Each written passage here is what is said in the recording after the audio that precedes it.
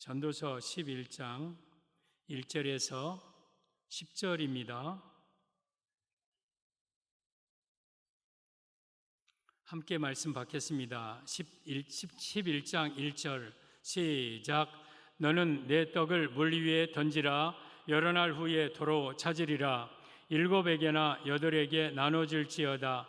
무슨 재앙이 땅에 임할는지 내가 알지 못함이니라. 구름이 비가 가득하면 땅에 쏟아지며 나무가 나무로나 북으로나 쓰러지면 그 쓰러진 곳에 그냥 있으리라. 풍세를 살펴보는 자는 파종하지 못할 것이요 구름만 바라보는 자는 거두지 못하리라. 바람의 길이 어떠함과 아이벤자의 태에서 뼈가 어떻게 자라는지를 내가 알지 못함같이 만사를 성취하시는 하나님의 일을 내가 알지 못하느니라. 너는 아침에 씨를 뿌리고 저녁에도 손을 놓지 말라. 이것이 잘 될는지 저것이 잘 될는지 혹 둘이 다 잘 될는지 알지 못함이니라. 빛은 실로 아름다운 것이라. 눈으로 해를 보는 것이 즐거운 일이로다. 사람이 여러 해를 살면 항상 즐거워할지로다. 그러나 깜깜한 날들이 많으리니 그 날들을 생각할지로다. 다가올 일은 다 헛되도다. 청년이여 내 어린 때를 즐거워하며 내 청년의 날들을 마음에 기뻐하여 마음에 원하는 길들과 내 눈이 보는 대로 행하라. 그러나 하나님이 이 모든 일로 말미암아 너를 심판하실 줄 알라. 그런즉 근심이 내 마음에서 떠나게 하며 악이 내 몸에서 물러가게 하라. 어릴 때와 검은 머리의 시절이 다 헛되니라. 아멘. 오늘 제목은 성도의 세 가지 신앙, 성도의 세 가지 신앙이라는 제목으로 말씀드립니다. 고개 숙이지 말고 잘 들으십시오. 믿음이 있어야 천국 가는데 그 믿음은 하나님의 말씀을 들을 때에 믿음이 생깁니다. 그럴 때에 내 안에 예수님이 들어오시고 거듭나게 되고 그 믿음으로 우리가 구원받는 거예요. 그런데 교회 와서 말씀을 안 들으면 믿음이 생기지도 않고 예수님이 내 안에 들어오시지도 못합니다. 그래서 말씀을 여러분들이 잘 들어야 됩니다. 그럴 때에 예수님께서 여러분들을 거듭나게 하고 믿음으로 굳건하게 세워주실 겁니다. 오늘 또 저는 예수님 전하겠습니다. 오늘 이 본문은 전도서인데 이 전도서는 솔로몬 왕을 통해서 하나님이 성령의 감동으로 쓰여진 지혜의 책입니다. 이 전도서는 12장의 그러한 짧은 책이지만 솔로몬 왕이 모든 것을 다 누려보고 이제 마지막 고백하는 것은 여호와를 경외하는 것이 지혜의 근본이다. 여호와를 경외해라. 그 결론으로 마치는 책입니다. 우리가 이 전도서 본문을 통해서 우리가 성도가 어떻게 신앙생활을 해야 되는가, 우리가 신앙생활하는 그런 많은 덕목들 가운데 과연 나는 어떤 신앙생활을 해야 될 것인가, 본문을 통해서 세 가지 성도의 신앙의 모습을 말씀드릴 때에 여러분들이 꼭 이러한 신앙을 갖기를 예수님의 이름으로 축복합니다. 성도의 세 가지 신앙. 첫째, 내 떡을 물 위에 던지라 하십니다. 1절 보면 너는 내 떡을 물 위에 던지라. 여러 날 후에 도로 찾으리라. 지금 이 떡을 물 위에 던져라, 이 말씀은 이 떡은 생명의 떡 대신 예수님을 가리킵니다. 이 예수님을 물 위에 던져라, 세상에 던져라, 전파하라. 그래서 성도의 세 가지 신앙. 첫째, 예수님의 복음을 전하는 신앙 가져야 함을 의미합니다. 사랑하는 성도 여러분, 우리 예수님의 신앙을 전하는 그러한 성도들 되기를 바랍니다. 바꿔 말하면 예수님을 전하는 전도 선교의 신앙을 갖기를 바랍니다. 여러분, 떡을 물 위에 던지면 어떻게 됩니까? 떡은 못 먹는 떡이 돼요. 떡을 물 위에 던져라, 둥둥 떠늘려가라, 아니면 깔아앉아라. 지금 그 떡을 얘기하는 거 아니에요. 이 떡은 하나님의 양식, 생명의 말씀이기도 하고 예수님이기도 해요. 여러분, 요한복음 6장 48절에 예수님께서 나는 생명의 떡이니라. 너희 조상들이 광야에서 이 떡을 먹고도 죽었거니와 이는 하늘에서 내려온 떡이니 사람으로 하여금 먹고 죽지 아니하게 하는 것이니라. 나는 하늘에서 내려온 살아있는 떡이니 사람이 이 떡을 먹으면 영생하리라. 예수님은 가르쳐 자기 자신을 하늘에서 내려온 살아있는 떡이라고 그랬어요. 그 떡을 먹는 자는 영생한다고 그랬어요. 근데 광야에서 떡을 먹었어도 죽었거니와, 첫 번째 떡이 있어요. 이스라엘 백성들이 광야에서 먹고 죽은 떡, 만나, 그건 세상 것들을 가리켜요. 이 세상 것들은요, 먹어도 죽어요. 그 나리를 우리를 영생으로 인도하지 못해요. 예를 들어서 돈을 많이 벌었다. 그 돈이 여러분들 구원 못합니다. 내가 엄청난 높은 지위에 올라갔다. 이것 또한 세상 것들은 먹어도 죽는 떡이에요. 그것 누리고 살다가 지옥 갑니다. 그런데 먹어도 죽지 않는 영생하는 떡이 있어요. 바로 예수님. 이 예수님이 그래서 우리의 생명의 떡이에요. 그래서 예수님은 여러분들에게 오늘 이 생명의 떡을 먼저 먹으라고 말씀하시는 거예요. 여러분, 교회는요, 베들레헴입니다. 예수님이 탄생하실 때에 베들레헴에서 탄생하셨어요. 베들레헴이라는 뜻은 떡집이라는 뜻입니다. 예수님이 떡집에 오셨어요. 그리고 예수님이 구유에 누이셨어요. 구유, 여러분, 구유는 먹이통입니다. 누구든지 나는 하늘에서 내려온 떡이니 나를 먹으면 너희들은 영생할 것이다 하고, 예수님은 생명의 떡으로 이 땅에 오셔서 우리로 하여금 먹게 만들었어요. 그러면 그 예수님을 먹는 장소가 어디냐? 교회예요. 교회는 그래서 떡집이에요. 떡집. 예수님을 먹는 집. 오늘 여러분들은 이 교회에서 예수님을 먹어야 됩니다. 그래야 여러분들은 영생합니다. 교회는 여러분 어떤 만나를 주는 곳이 아니에요.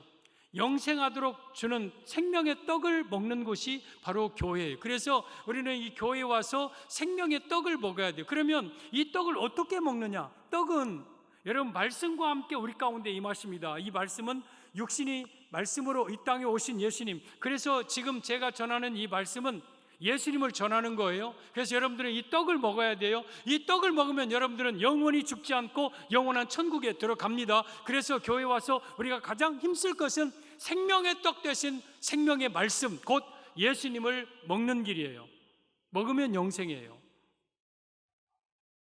그런데 그 떡을 물 위에 던지라고 그러잖아요. 이 물은 세상을 가리켜요. 내가 예수님을 먹었으면 그 내 안에 있는 예수님을 세상에 전파해야 돼요.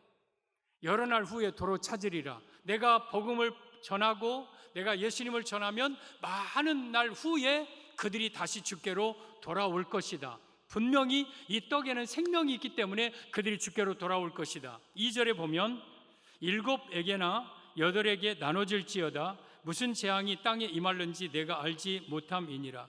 이 생명의 떡 대신 예수님을 7에게 8에게나 나눠줘라. 많은 사람에게 예수님을 전해라. 땅에 무슨 일이 일어날는지 알지 못한다. 그들에게 어떠한 재앙이, 어떠한 죽음이 언제일지 알지 모르니까 열심히 예수님의 생명의 떡을 세상 사람들에게 전해라, 전파해라. 이것이 성도의 첫 번째 신앙이다. 사랑하는 성도 여러분, 우리는 여러분 내 안에 생명의 떡 대신 예수님을 통해서 내가 영생을 얻은 자예요. 은혜는 독점되어서는 안 돼요. 나누어야 그게 은혜예요. 내 안에 있는 생명의 떡을 여러분 많은 사람에게 나누어야 돼요. 나만 예수님 믿고 나는 이제 천국 갈 수 있어, 나는 이제 천국 가 하면서 그냥 나 혼자만 신앙생활하는 게 아니라 내 안에 계신 예수님을 세상에 전함으로 말미암아 그들도 주께로 돌아오게 하는 삶을 우리가 살아야 돼요. 이게 우리 성도의 신앙, 전도하는 신앙, 선교하는 신앙을 가져야 돼요. 이게 성도의 신앙이에요. 우리가 교회에 나와서 예배만 나는 잘 드리고 교회 봉사하고 헌금 때를 따라서 헌금 내고 그러면 우리 하나님이 기뻐하시겠지. 하나님 예수님 잘 믿고 있어, 나는 정말 예수님 신앙 잘 믿고 있어, 이렇게 생각하고 있습니까? 그런데 이거보다 더 중요한 게 있어요. 누가복음 15장에 나오는 탕자의 비유를 통해서 우리는 알 수 있어요. 어느 큰 집에 둘째 아들이 아버지에게 재산을 달라 합니다. 그래서 그 아버지의 재산을 가지고 먼 나라에 가서 허랑방탕하며 창기와 함께 그 많은 재산을 다 써버립니다. 그리고 그 땅에 큰 흉년이 찾아옵니다. 사람들의 민심이 피폐하고 흉흉해서 그 둘째 아들이 이제는 구걸을 해드려도 주는 자가 없습니다. 어쩔 수 없이 부정한 짐승인 돼지우리 치기에 산에 가서 돼지를 치면서 그 돼지우리 쥐엄 열매로 먹으려 하지만 그것마저도 배부르게 먹지 못합니다. 그러면서 이 둘째 아들이 거기서 빼빼 말라 이제 병들고 이제 죽어가고 있습니다. 그 시간 집에서는 어떤 일이 일어났느냐? 그 집에서는 여러분 큰아들이 있었어요. 큰아들은 아버지를 안 떠났어요. 아버지가 시키면 밭에 가서 일하고 저녁에 들어와서 씻고 아버지가 일 시키면 일하고 그런 큰아들이 있었어요. 그런데 둘째 아들이 나간 이후로부터 아버지의 마음이 불편해요. 아버지가 잠을 못 주무셔요. 오직 둘째 아들 생각 때문에. 음식 먹다가도 음식 밥맛 없다고 숟가락 놓으셔요. 정신 나갈처럼 마치 멍한 사람이 돼요. 이상한 사람이 돼버려요. 맨 먼 동구방만 바라보고 자다가도 누가 부스럭거리면 마치 실성한 사람처럼 밖에 나가서 자기 둘째 아들 이름 부르면서 보고, 이게 둘째 아들을 잃어버린 아버지의 마음이었어요. 여러분, 이 우리 아버지는 하나님을 가리킵니다.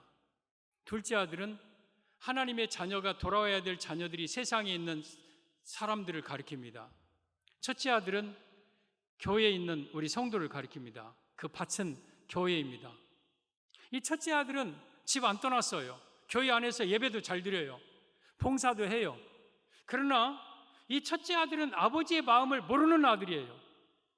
이 장남이 첫째 아들이 아버지를 보니까 둘째 아들 나간 이후로부터 아버지가 마치 실성한 사람처럼 돼요. 아무런 힘이 없어요. 의욕도 없어요. 밥맛도 없어. 주무시지도 못해. 마치 막 넉나간 사람처럼 아버지가 변했어요. 그렇다면 둘째 큰아들이 아버지한테 그렇게 했어야 될 거 아니에요. 아버지, 둘째 아들이 그렇게 보고 싶습니까? 둘째 아들이 그렇게 그립습니까? 그러면 그 아버지는 막 북받치는 서름으로, 그렇다, 나 내 둘째 아들이 그렇게 보고 싶다. 지금 이 엄동설안에 어떻게 살고 있는지, 죽었는지, 그 둘째 아들이 나는 그렇게 그립다. 사무치도록 그립다. 그렇다면 큰아들이 알았습니다. 아버지, 내가 동생을 찾아오리이다 하고 여러분 밭에 있는 쇠스랑 호미 농기구 놓고, 여러분 정말 큰아들이 아버지의 마음을 안다면 나갔어야죠. 나가서 동네 방방곡곡 전국 돌아다니면서 그 둘째 아들의 이름을 부르면서 사람들에게 이 아들을 봤느냐, 이런 사람 봤느냐 하고 그 둘째 아들을 찾아오든지 아니면 찾으러 나가기라도 해야 될 거 아니에요. 근데 이 큰아들은 둘째 아들에 관심도 없어요. 그냥 자기 혼자만 아버지 집 밭에서 일하면 아버지에게 효도한다고 생각해요. 그 큰아들과 같은 자들이 교회 와서 예배는 잘 드리지만 전도에 관심이 없는 자들, 바로 우리들의 모습이에요. 나만 혼자 교회에서 잘 신앙생활하면 되고 나만 교회 잘 나오면 됩니까? 우리 아버지의 마음은 지금도 저 세상에서 죽어가는 그 영혼들이 주께로 돌아와 그들을 구원하는 것이 아버지의 마음인데, 그 아버지의 마음을 모르고 나 혼자 신앙생활 잘하고 예배 잘 드리면 하나님이 기뻐하신 줄 아십니까? 성도 여러분, 우리는 하나님은요 지금도 저 세상에 나가 있는 그 영혼들을 여러분 주께로 돌아오기를 지금은 그렇게 간구하고 애타고 기다리고 계셔. 그 일을 누가 하느냐? 우리가 해야 돼. 먼저 믿는 우리가. 그래서 예수님이 내 안에 계신다면 그 생명의 떡을 아직도 굶주려 있는 자들에게 전하는 사명이 우리에게, 이것이 바로 전도의 사명, 이게 선교의 사명인 거예요.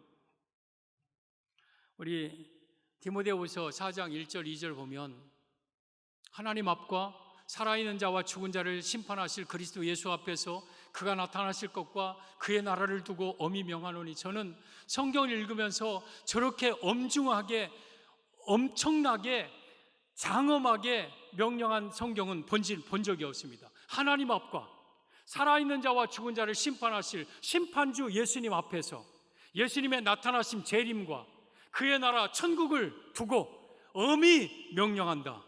그 명령이 뭡니까? 2절, 너는 말씀을 전파하라. 때를 얻든지 못 얻든지 항상 힘쓰라.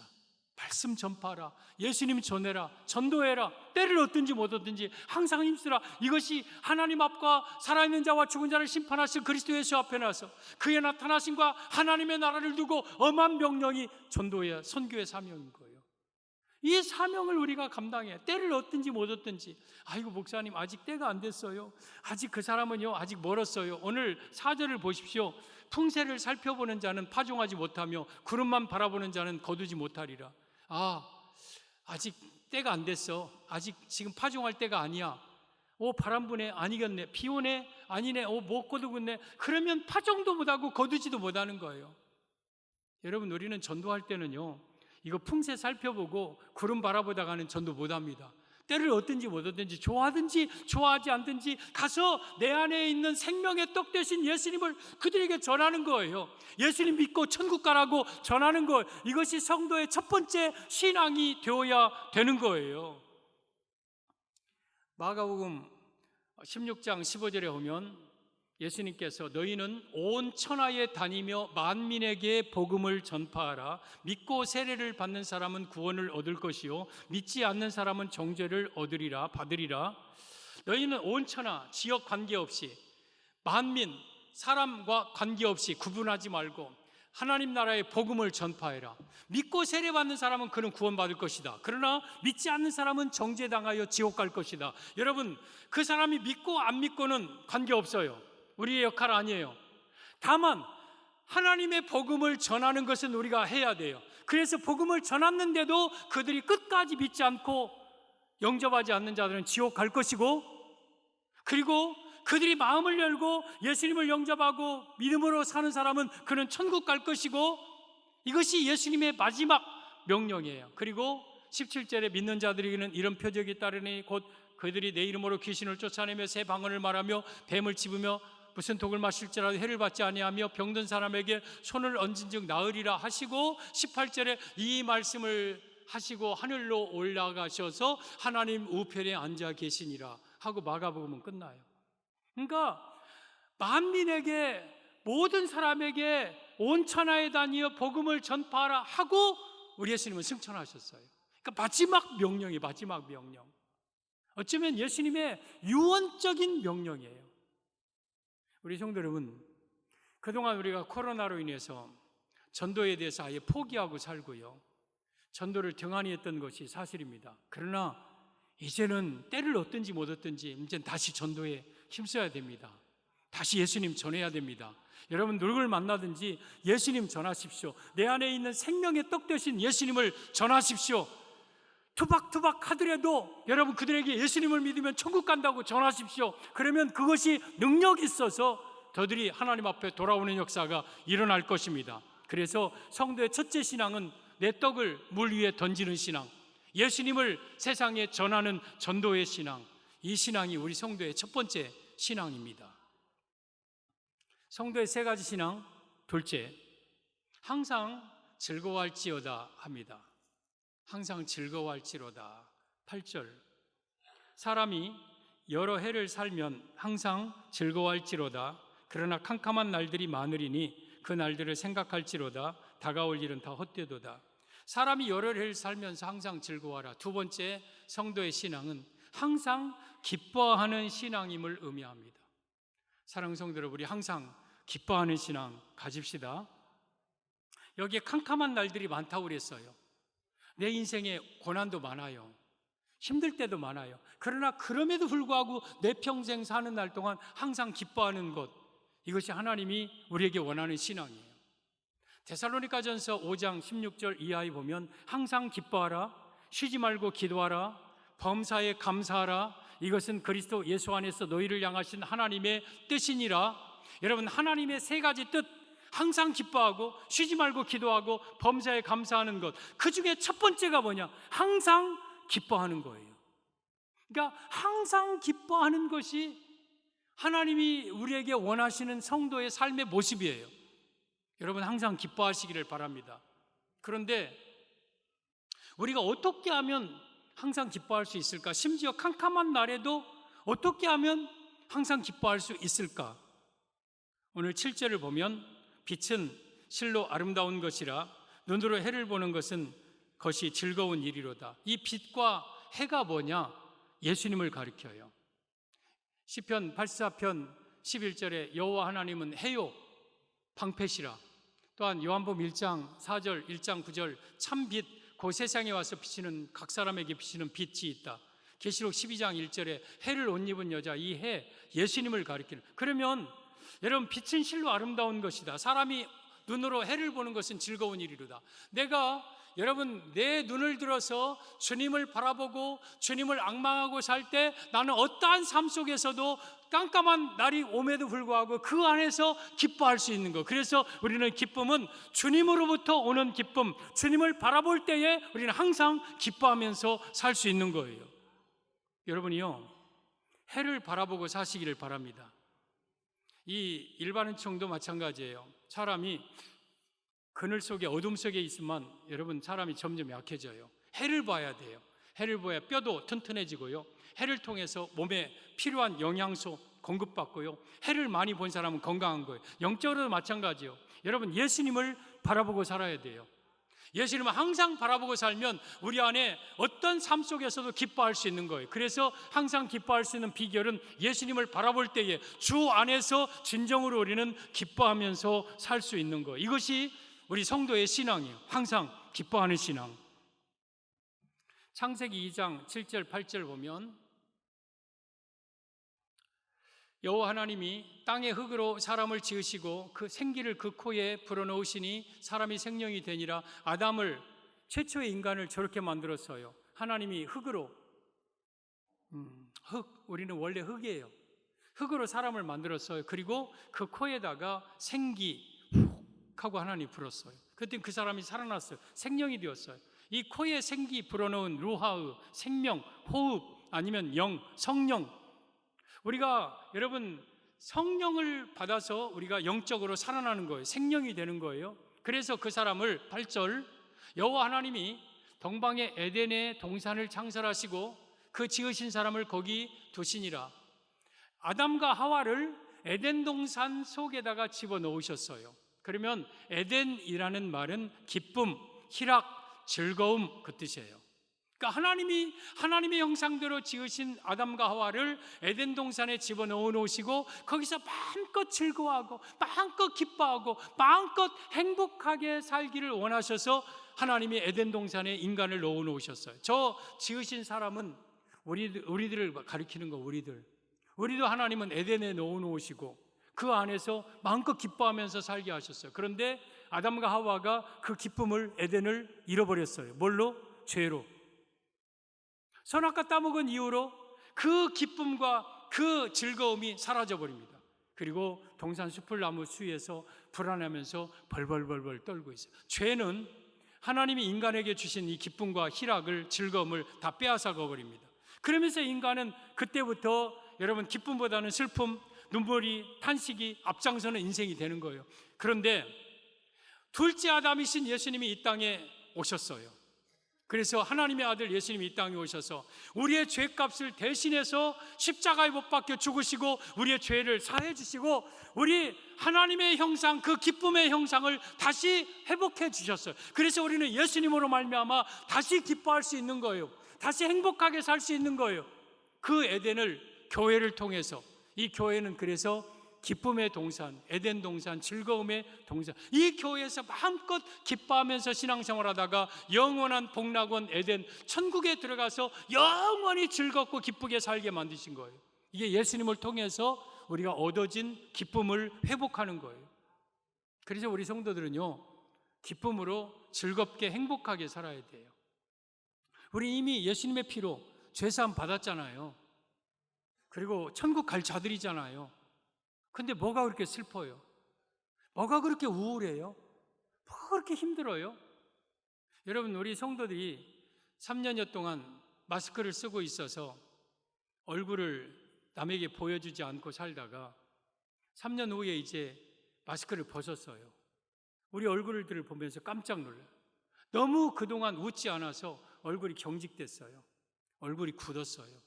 어쩌면 막 코로나의 고물가, 막 고금리, 아니면 이런 것들, 유가, 막 이런 것 때문에 찌들려서 살아요. 막 그리고 신경질적이에요.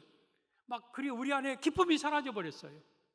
제가 마스크를 벗은 여러분들의 얼굴을 보니까 앞에서 자신 있게 설교를 못 하겠어요. 너무 화나 있었어요. 너무 무서워요, 무서워. 제가 우리 교회 교역자들에게 누구에게 항상 하는 말이 있어요. 아무개는 안 웃으면 무섭습니다. 안 웃으면 무서워요. 화 안 냈어도 꼭 화낸 것 같아요. 그러니까 항상 웃어야 돼요. 항상. 근데 이 기쁨이 나 웃어야지 그래서 웃어지는 게 아니에요. 내가 예수님으로 충만하면, 해를 바라보고 예수님을 날마다 바라보고 살면 내가 어떤 깜깜한 날들 속에서도 기뻐하며 즐거워하며 살 수 있는 거예요.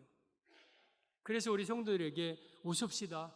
기쁨으로 서로 인사합시다. 이빨 8개 보여주고 하면서 행복하게 삽시다. 그래서 송정리 이 KTX 광장 앞에 서서 제가 지나가는 사람들의 앞에만 봐도 우리 성도인 줄 알고 뒷모습 봐도 우리 성도인 줄 알게 하소서. 왜? 앞모습 보면서 여러 사람 중에 가장 환한 사람은 우리 송정중앙교 성도예요. 가장 환하게 웃고 있는 사람, 뒷모습 걸어가는 모습 보면서 가장 막 실룩실룩하면서 어깨 들썩들썩하면서 경쾌하게 걷는 사람은 우리 송정중앙교 성도. 행복해야 돼요. 사람이 여러 해를 살면서 항상 즐거워할지어다. 이것이 하나님의 뜻인 거예요. 그런데 그렇게 행복하게 살려면 해를 바라봐야 돼요. 예수님을 소망하고 예수님을 바라보고 예수님으로 충만할 때에 우리는 행복하게 살 수 있는 거예요. 빌립보 4장 4절에 주 안에서 항상 기뻐하라. 내가 다시 말하노니 기뻐하라. 여러분, 기뻐하는데 주 안에서 기뻐하라고 그랬어요. 본문의 말씀에 의하면 어떤 성도가 저에게 목사님, 어떻게 하면 신앙생활 잘하는 겁니까? 하고 물어보면 저는 그렇게 본문에 의하면 기뻐하며 사세요. 기뻐하고, 둘째는요, 기뻐하세요. 셋째는요, 기뻐하세요. 넷째는 기뻐하세요. 주 안에서 기뻐하라. 내가 다시 말하노니 기뻐하라.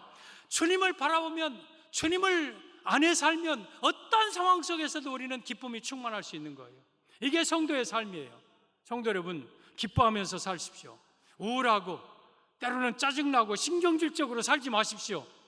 인생 그렇게 어렵게 힘들게 살지 마십시오. 항상 기뻐하면서 사십시오. 즐겁게 사십시오. 행복하게 사십시오. 그것은 해를 바라볼 때, 주님을 바라볼 때 가능한 겁니다.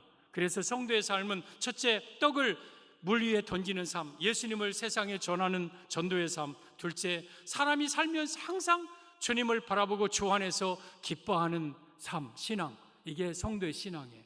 우리 성도 여러분, 항상 기뻐하면서 사시기를 바랍니다. 성도의 신앙. 셋째, 너를 심판하실 줄 알라 하십니다.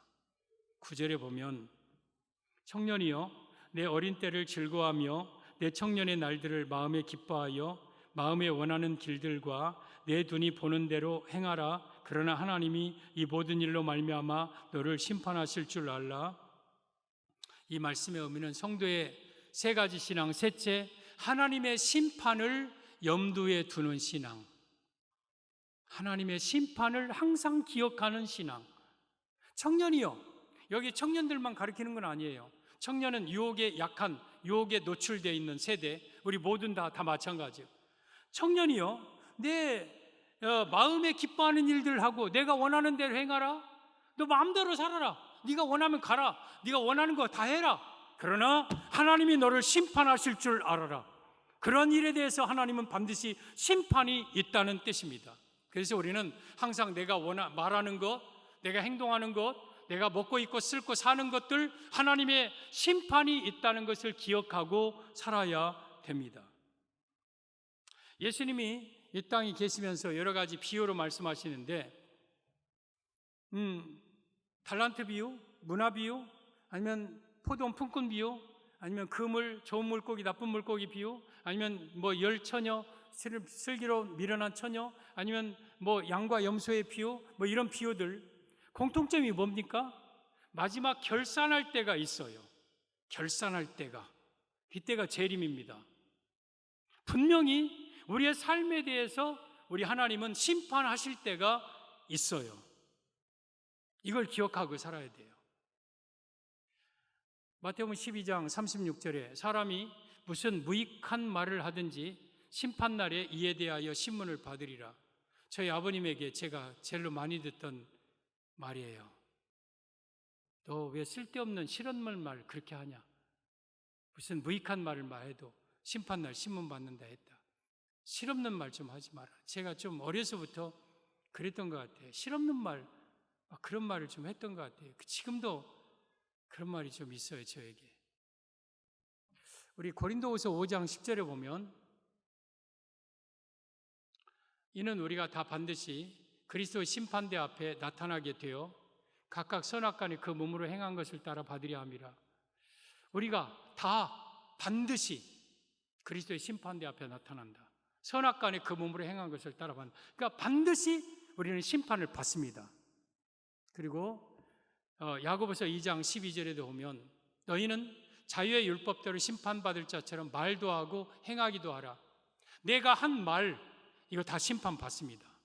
내가 어떤 거짓말을 했는가, 험담을 했는가, 헐뜯었는가, 비난했는가, 악한 말, 음란한 말 했는가, 또한 한 행동들, 내가 뭐 먹었는가, 어떻게 살았는가, 어디 갔는가, 내가 누구와 어울렸는가, 성도가 해서는 안 될 짓을 했는가, 이거 다 심판받는다.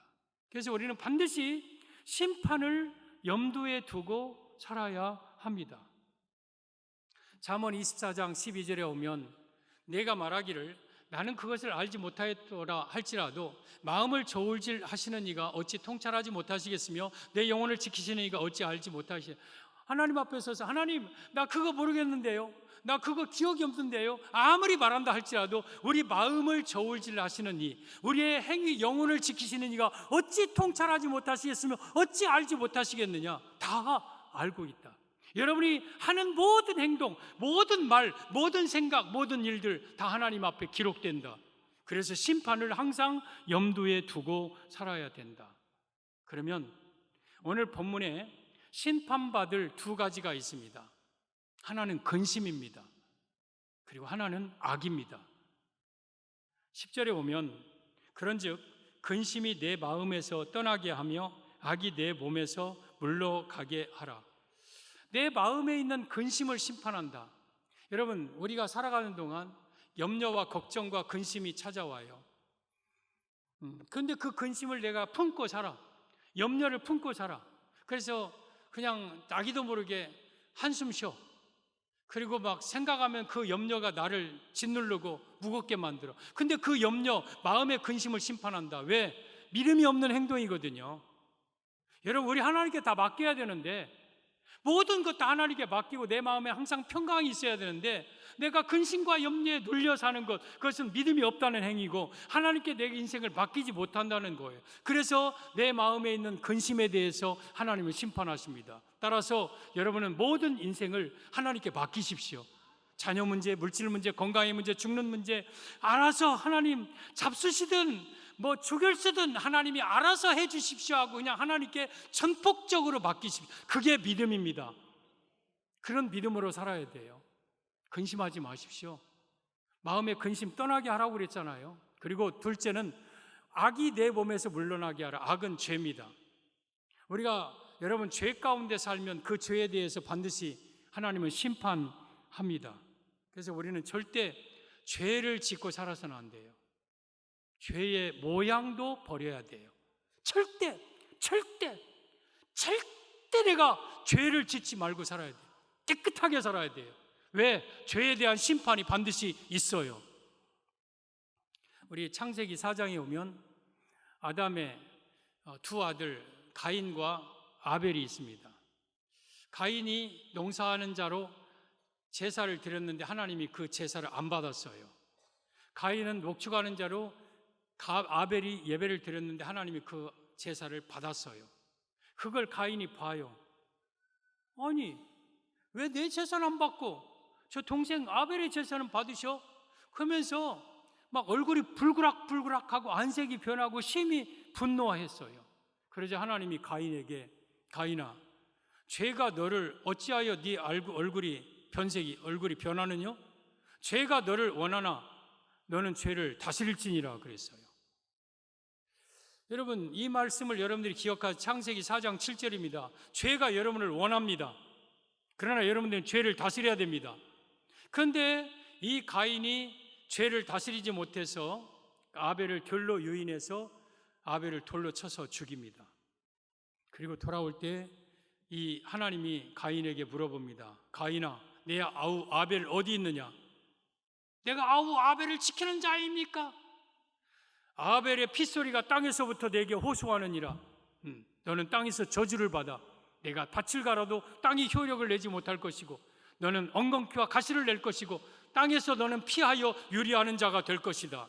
여러분, 이 가인에게 하나님은 경고했어요. 죄가 너를 원할 것이다. 그러나 너는 죄를 다스려라. 여러분, 이 땅의 죄는요, 나를 잡아먹으려고 해요. 나를 원해요. 나를 노예로 삼으려고 해요. 그러나 우리는 죄를 다스려야 돼요. 성령의 능력으로 죄를 다스려야 돼요. 근데 그 죄를 다스리지 못하고 죄에 빠지면 우리는요, 심판을 받게 돼요. 하나님의 준엄한 심판이 있어요. 그래서 우리는 내 마음의 근심과 내 삶에 찾아오는 모든 죄를 이겨야 심판을 받지 않습니다. 여러분, 지금까지 내가 그렇게 살았던 것은 회개하십시오. 그러나 앞으로는 죄 짓지 말고, 앞으로는 근심과 염려에 쌓이지 말고 하나님께 다 맡기시기를 바랍니다. 오늘 성도의 세 가지 신앙을 말씀드렸습니다. 하나는 떡을 물 위에 던져라. 예수님의 생명의 떡을 아직도 세상의 사람들에게 전파해라. 전도하는 신앙. 그리고 둘째, 사람이 살면서 항상 기뻐하라. 해를 보면서 기뻐하라. 예수님 안에서 항상 기뻐하는 신앙 가져라. 그리고 셋째, 너를 심판하실 줄 알라. 나에게 하나님의 심판이 있다는 것을 기억하며 심판을 항상 기억하고 염두에 두면서 말하고 행동하고 살아가는 신앙, 이러한 신앙을 갖기를 예수님의 이름으로 축복합니다.